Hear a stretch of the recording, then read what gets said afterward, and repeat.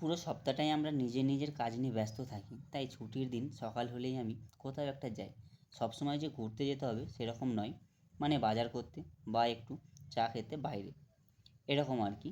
আর তার সাথে নানান ধরনের চিন্তাভাবনা, যেরকম আজকেই আমি ভাবছিলাম যে বেশ এই ছুটির দিনে বাড়ি যেতে পারতাম, আর দুপুরবেলা বাড়িতে বানানো খাবার খেতে পারতাম। ঠিক রেস্টুরেন্টের মতো না, বাড়ির মতো করে, মানে ধরো মাটির উনানে পাতলা করে মাংসের ঝোল, আর একটু শেষ পাতে পাতলা করে আমের চাটনি, সুন্দর করে মা যেভাবে সাজিয়ে দিত, ডাল ভাজাভুজি মাছের ঝোল মাংসের ঝোল, এইসব খেতে পারতাম। সত্যিই তো কাজের চাপে কতদিন হয়ে গেল বাড়ি যাওয়া হয় না।